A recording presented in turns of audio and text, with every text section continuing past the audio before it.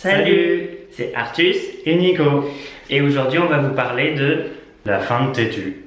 Ça y est, c'est une journée triste, en tout cas spéciale pour la communauté gay. Voilà, c'est la liquidation judiciaire a été prononcée. Ça faisait 20 ans qu'ils étaient en perte quand même. Ouais, au bout d'un moment. Ouais, et puis un lectorat qui baissait. Pour arriver à 28 275 ventes par mois. Ouais, c'est quand même pas beaucoup. Ouais. Du coup, le magazine de juillet-août, ce sera le dernier. Donc le dernier, ça sera avec Mika. Marrant. Triste. Oui, on sait pas trop. Mais bon, ça en tout cas, c'est ce qui va quand même manquer à tout le monde. Ouais, c'était les couvertures les Tétu Boys. Oui, parce que bon, qu'on lise Tétu ou pas, ou qu'on l'aime pas. Nous, on n'était pas lecteurs. Voilà. Mais tout le monde les regardait. Voilà, ça faisait quand même plaisir quand on était dans Paris, puis d'un coup on voyait un petit kiosque et puis il y avait un beau gosse. On se disait, ça faisait du bien. Ouais, et puis pas que dans Paris, c'était vraiment dans toutes les petites villes de France. Ouais. Ça offrait une vraie visibilité à la communauté. Il y avait partout, même à Saumur. Ouais. Est-ce que c'est une journée noire pour la communauté? Voilà, ou est-ce que c'est juste une vie normale parce que Tétu était plus très intéressant et voilà. Ce qui va quand même manquer dans ce qu'on disait, c'est que ça va plus être affiché partout. Et parce que quand même le magazine, les affiches étaient affichées chez tous les marchands de journaux, même dans les plus petites villes. Un vrai lobby gay. Et même certains le considéraient en fait c'était comme un acte militant de l'acheter. Je lisais dans certains commentaires même que certains de l'acheter, ça les avait aidés à se construire. Ouais. Mais c'est vrai c'est triste. Ouais, mais c'est vrai qu'on a tous le premier Tétu qu'on a acheté, c'est souvent assez tôt. Ouais, c'est voilà, c'est un Tétu. On sait pas encore trop quoi faire. Ouais. Voilà, exactement. Donc ça offre une visibilité, mais alors quelle visibilité? De quoi parler vraiment Tétu? Parce que finalement on a tous un avis sur Tétu, mais comme pas grand monde le lit en fait. Oui, parce qu'apparemment il était quand même détesté par tous. Oui. Donc, finalement. Les commentaires sont quand même assez violents. Ouais. Et on voyait qu'il était trop parisien, trop gaucho, trop gay, pour certains. Ou alors à l'inverse, pas assez engagé, pas assez militant, pas assez politisé. Mou du cul. J'ai lu. Ouais. Et qu'il mettait en plus en plus, c'était l'homo consommateur qui était mis en avant. Alors du coup, comme on n'était pas lecteur et que pas grand monde ne l'est, on a cherché quels étaient les sujets. Donc il y en a des marrants quand même. Il y en a qui sont un peu moins militants que d'autres. Mais bon, donc dans les sujets pas trop militants, il y avait tout sur la drague, les conseils beauté anti-stress, les 50 hommes les plus sexy. J'y étais pas. Draguer avec les applis, les homos à la télé, les beaux mecs sur Instagram, ou encore Madrid ou Berlin. Gros dilemme. Il y avait aussi des témoignages plutôt marrants quand même, genre mon mec est un geek. Ça me parle.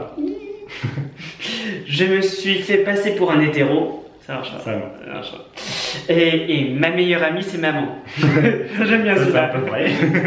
Bon, après il y avait quand même des sujets plus sérieux, comme l'homophobie en Russie, le pape pour tous, la tendance des gays qui partent à l'extrême droite, l'évolution des quartiers gays, vivre son homosexualité au Congo.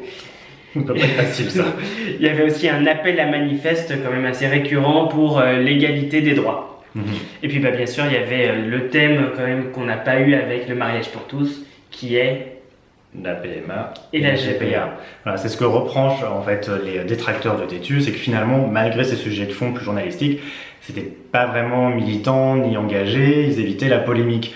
Alors qu'avec le mariage pour tous, ça aurait dû être le flambeau. Nouvelle Marianne de la République. Ce qu'on a vu qu'en face, le manif pour tous par contre était costaud. Ils s'étaient organisés, ils y allaient franco. Et c'est vrai que ça aurait été bien que le média gay réponde un peu à ça, et ça aussi. Parce qu'on voyait quand même sur internet, pendant mariage pour tous, sur internet, toute la communauté gay y allait. On y allait. Fédérée, était prête à en découdre. Et c'est dommage que leur média gay n'ait pas suivi. Ouais. Ils ont aussi malheureusement raté le coche de l'internet. Ouais. Ça. Comme beaucoup de cette époque en fait. C'est vrai. Ils l'ont pas vu venir. Et puis c'est dur pour toute la presse écrite de toute façon. Ouais. C'est vrai que les jeunes sont plus sur Facebook, Snapchat, Instagram, YouTube on espère. Je crois qu'on est trop vieux nous déjà. Ouais. Pourtant, le site de Tétu est bien, puis ils ont un bon compte Facebook, un bon compte Twitter. Ouais. C'est quand même là que se joue la lutte contre l'homophobie maintenant. C'est plus vraiment sur la presse écrite. Voilà, c'est quand même vraiment sur Internet, sur les réseaux sociaux. C'est là que se font les débats, c'est là qu'est tout le monde. Oui, parce qu'on parle de la banalisation de l'homosexuel dans la société. Et du coup, est-ce qu'il avait encore besoin d'un média gay, d'un média à lui? Apparemment, certains pensent que non. Oui. Après, est-ce que être le média de la communauté, ça permet d'être pas très bien géré et pas toujours bien intéressant? Apparemment, il dépensait quand même beaucoup. Ouais, apparemment, il était trop dépensier et pourtant, il a été abreuvé quand même par l'argent de Pierre Bergier pendant des années. Puis même là, il allait quand même mieux. Mais apparemment, les rédac chefs, on lisait qu'ils gagnaient entre 5 et 6 000 euros par mois. Ouais. Et pour ce tirage-là, apparemment, c'est beaucoup. Ouais. Voilà, donc notre avis est déjà un peu mitigé là-dessus. Et puis, alors, notre avis plus perso sur notre relation avec Tétu et un peu... Nous, on a été annonceurs pour notre marque de sous-vêtements et notre site. Donc, les tarifs étaient quand même... assez élevés pour la publication. Il jouait sur le côté communautaire, justement. Dire que ça circulait beaucoup et que c'était intéressant. Ouais. C'était assez cher. Mais avec la rédaction, ça passait pas trop. Parce que pour eux, on était les promoteurs du bareback. Ouais. Ce qui nous paraît assez incroyable. Parce qu'on a donc... vous connaissez peut-être nos vidéos... sur Xtube et on met pas de capote parce que on est en couple depuis des années, on est fidèles, on n'a jamais rien mis sur internet qui suppose qu'on ne l'est pas. Voilà. Donc on ne se protège pas entre Donc on ne se protège pas entre nous, mais on ne fait pas la promotion du bareback. On a même des vidéos où on s'est testé. Oui, où on rappelle aux gens que c'est vraiment important de se protéger, de se tester bien entendu, mais de se protéger avant tout, et qu'il faut être dans une relation suivie avant d'arrêter de se protéger. Et avant d'arrêter de se protéger, il faut se tester. Et du coup, ils ont jamais vraiment voulu parler de nous. Même jamais. Ouais. Tout bon. Même quand c'était pas pour nous, Artus et Nico, mais pour notre marque de sous-vêtements, qui du coup n'a rien à voir, même ça, c'était niette. Ils pouvaient même mettre des photos d'un modèle qui portait nos sous-vêtements, mais ils mettaient pas d'où ça venait. Non, fallait surtout pas parler de nous. C'est dommage. Et alors, on parle de nous, mais on trouve que c'est un peu pareil pour pas mal d'autres gays sur les réseaux sociaux qui ont des gros following. Genre Jérémy Star, il est énorme. Voilà, par exemple. Et c'est pas trop le genre de personne que Tétu aime, et du coup, ils en parlaient pas vraiment. Alors que ça fait partie de la communauté gay. Donc quand on dit qu'on est le magazine de la communauté, il ne faut pas essayer de choisir un petit nombril, mais on essaie de parler à tout le monde. Voilà, c'est pour ça que beaucoup trouvaient que c'était trop marésien. Ouais. Voilà, donc notre expérience avec Tétu était vraiment pas très bonne, donc c'est pour ça qu'on a du mal à être très triste, honnêtement. Même si c'est quand même triste qu'il n'y ait plus le média. Oui, ça fait vraiment bizarre. C'est-à-dire qu'en septembre, c'est fini les couvertures de Tétu partout en France, donc il n'y aura rien à la place. Voilà, ça fait quand même bizarre. Ça fait d'autant plus bizarre qu'à l'inverse, l'homosexualité est de plus en plus acceptée et normale dans la société, et finalement, on a perdu la chaîne gay, on a perdu le média gay, même le site internet Gay Adventis, il y a 6-8 ans, a fait faillite aussi. C'est assez bizarre.